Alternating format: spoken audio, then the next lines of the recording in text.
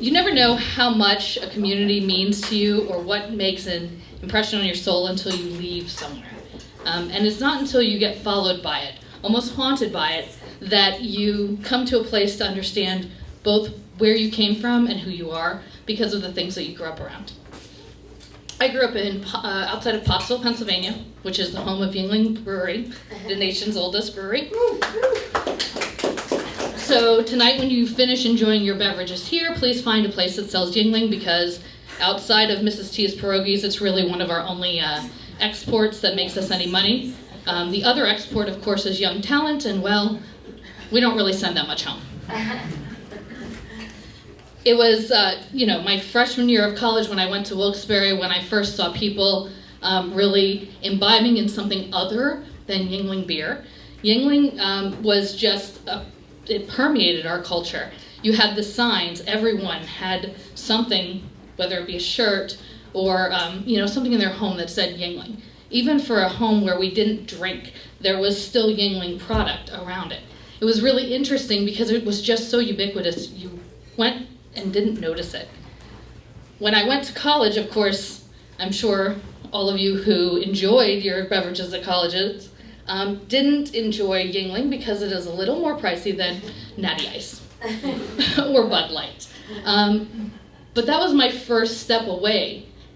But it was okay. I was still just an hour away from home. I was able to go back and see what I had grown up around. But then I moved to Mississippi 4 years later, and there was no Yuengling.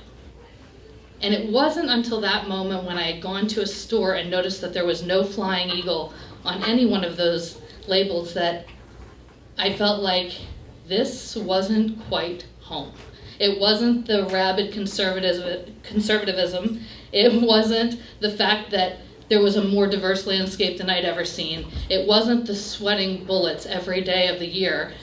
It was the fact that there was not that feeling of home because of the products that were around me. And then the next year I moved to Alabama. And yes, the conservatism followed me. And so did the sweating bullets. And so did that racial diversity and experience diversity. But what also finally found me again was Yuengling. So I became a really big advocate, even though I don't drink beer. Please don't tell anybody from back home. They'll never let me back in. I became a really big advocate for people drinking Yuengling because I knew how much it meant to our county, and I knew the stories that came with that. I had worked as a reporter for several years in high school and in college, and I'd gone on the brewery tour, and I'd learned how a brewery actually survived Prohibition.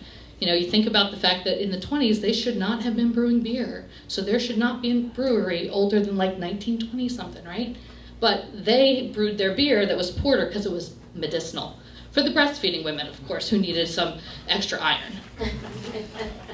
If you guys haven't been on that tour, by the way, I would tell you it's a really fun one. You could join my friend Anne from Minnesota and I, who are going on it tomorrow.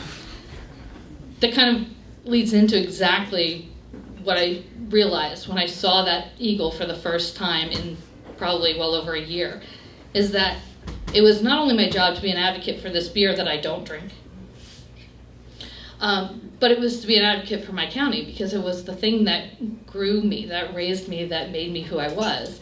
And so every time I would go home, I would get a couple cases and bring them back for people to try, especially the products that didn't sell out of state.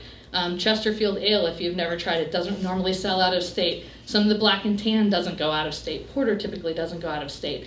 And so all of these products that people who liked the rest, the lager that we're all familiar with, I would take them additional samples of other things. When I moved to Massachusetts, Yuengling was just breaking in, and I thought, maybe I'll feel at home, but they didn't come fast enough, and I had gone at that point and moved back.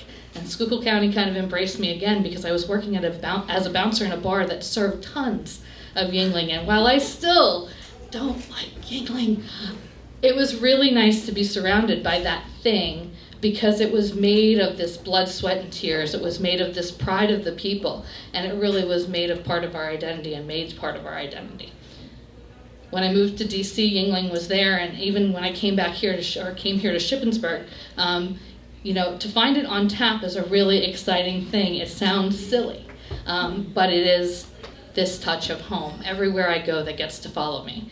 And what I will tell you is best thing is I get to introduce people to my community and my county, and the idea of what we are, this hardworking people who dug out a side of a mountain to make basically a chilled refrigeration unit for their beer, to provide something for their community, by taking people back and doing that tour. And so Ann will be my 4th or 5th person this year from out of state, from Washington, from Texas, from Minnesota. I introduce people to Yuengling, and that's the way I introduce people to home.